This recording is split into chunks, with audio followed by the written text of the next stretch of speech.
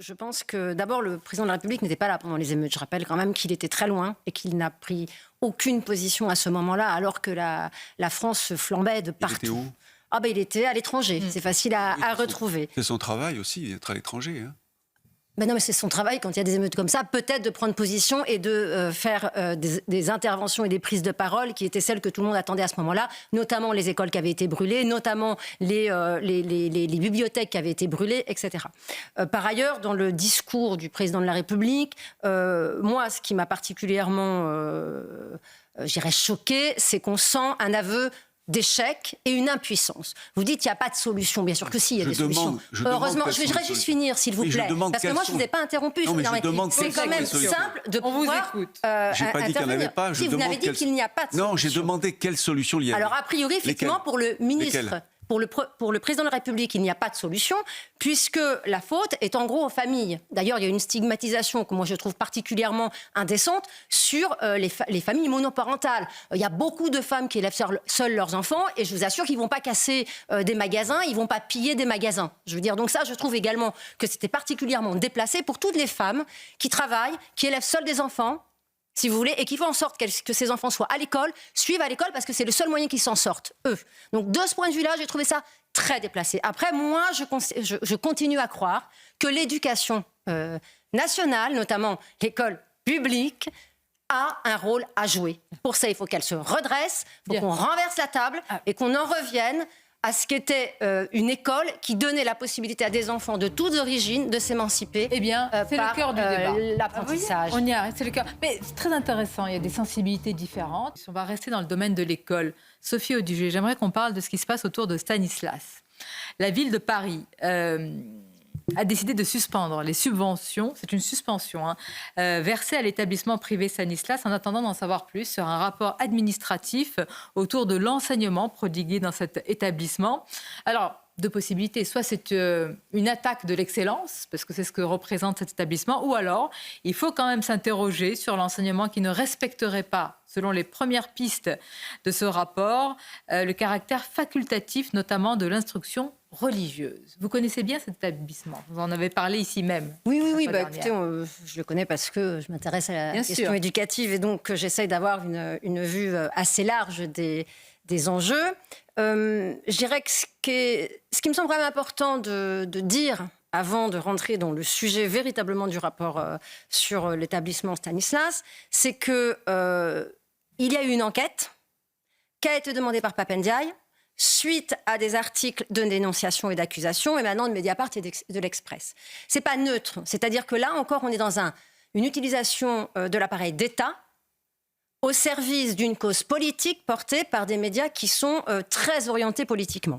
Alors, je ne dis pas que c'est pas intéressant de mener des enquêtes dans tous les types d'établissements. Ce que je regrette, par contre, c'est qu'alors qu'en 2020, le Sénat faisait un rapport sur la radicalisation de l'islam qui avait pour titre Faire face et lutter ensemble, qu'on apprenait qu'il y avait un problème d'entrisme islamisme radical dans l'école publique et que 14% des faits à l'origine, si vous voulez, d'atteinte à la laïcité étaient du fait de personnel de l'éducation nationale, il ne me semble pas que le ministre de l'Éducation nationale en passe à engager les enquêtes que ça aurait justifié. Vous dénoncez un deux poids, deux mesures de la part de l'ancien Oui, mais ça me semble important parce que, si vous voulez, c'est important dans la lecture qu'on va avoir des choses.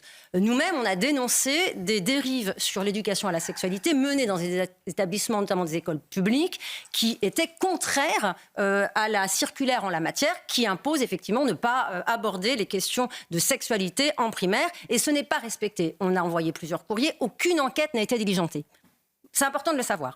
Sur l'enquête qui a été diligentée dans l'établissement de Stanislas, suite à des articles très orientés, le rapport, qui est plutôt bien fait d'ailleurs, présente bien la situation de l'établissement Stanislas. Alors il faut prendre de la distance par rapport aux articles de presse aujourd'hui, puisque moi j'ai vu par exemple que France Info titrait l'entrisme catholique à Stan. Bon, Stan a été créé en 1804 par 3 prêtres. Alors l'entrisme catholique de Stanislas, si vous voulez, il date d'il y a plus de 200 ans. Donc on ne va pas parler d'entrisme, c'est une réalité, c'est leur histoire. Ce qui semble effectivement se confirmer, c'est que Stanislas rend obligatoire la catéchèse. Et ça, Par contre, effectivement, normalement, ce n'est plus possible. Et d'ailleurs, l'établissement a signalé qu'effectivement, la question allait être posée.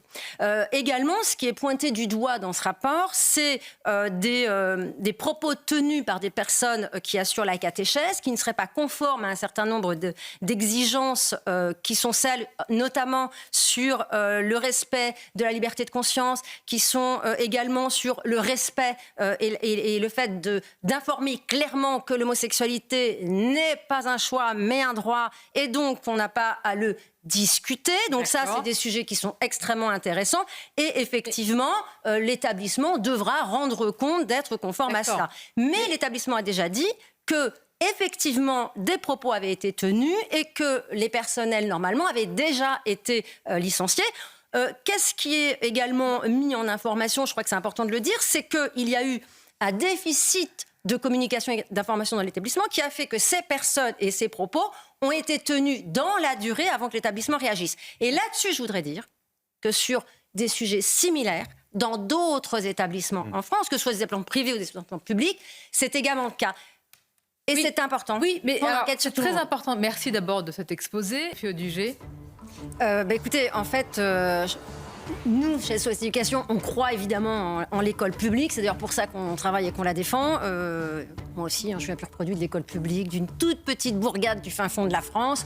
Donc, où à Orval, à côté de Saint-Amand-Montrond, à 50 km de Bourges. Essayez de regarder, je ne suis pas sûre que vous trouviez. La Nièvre, ouais. Pas très loin de la Nièvre. Non, mais le Berry. Ce que je veux dire, c'est que à mon époque, je suis un peu plus âgée que vous, c'était même l'inverse. C'est-à-dire que les élèves qui ne suivaient pas bien, qui n'arrivaient pas à se tenir, on les envoyait dans le privé pour les cadrer. Et les bons élèves étaient instruits dans le public et c'était effectivement la norme. Et cette norme, elle doit revenir. J'espère qu'on pourra redire un mot sur les positions de Madame Oudéa Castéra, parce que là-dessus, il y a beaucoup à dire aussi. Vous avez dit cette phrase, pour que la France reste la France. Je dis, un pays qui vieillit et qui ne veut plus faire d'enfants, c'est un pays qui s'efface lui-même, en réalité. Il y a une question éminemment anthropologique dans cette histoire-là. Et puis, je crois que c'est Emmanuel Todd qui avait mené un travail quand même assez pointu là-dessus, il y a quelques années déjà, où il avait démontré qu'à partir du moment où le niveau d'instruction des femmes s'élevait, évidemment, et elles faisaient moins d'enfants. Donc, il y a effectivement un lien de causalité, une corrélation entre le niveau d'instruction des femmes et puis le fait qu'elles fassent moins d'enfants. Ce même Emmanuel Todd qui vient de sortir un livre où il montre effectivement que le recours à l'immigration massive pour régler des problèmes d'emploi est en fait une forme d'esclavagisme ou de colonialisme inversé. Je pense que c'est important aussi de rechercher en soi dans son pays la possibilité de régler les problèmes en interne, si je puis me permettre. Ce que je voudrais dire également, c'est que moi, je suis très gênée par ce féminisme délétère qui nie la différence des sexes, qui nie une identité sexuée différente entre les femmes et les hommes. Et c'est un problème parce que l'égalité, elle ne se joue pas à ce niveau-là. Elle ne se joue pas avec une négation des différences. Elle se joue en assumant les différences. Moi, je suis fière d'être une fille, je suis fière d'être une femme et je suis fière d'être une mère. Par contre, ça ne me viendrait pas à l'idée de donner des leçons à une personne qui, pour des raisons de foi, serait contre l'IVG, même si moi, je ne le suis pas. Ça ne me viendrait pas à l'idée de donner des leçons à une femme qui me dirait « Écoute, moi, je ne veux pas avoir d'enfant, je n'ai pas ce désir-là. Par contre, j'adore mes neveux, etc. Et je joue un rôle d'éducation avec eux. » Je veux dire, qui je serais pour donner des leçons là-dessus?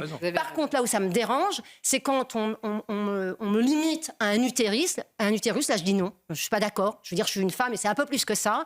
Et je ne suis pas d'accord non plus quand on crée une opposition entre les femmes et les hommes. Je trouve que c'est délétère pour notre jeunesse et c'est délétère sur l'image qu'on donne de la femme qui est totalement dévalorisée.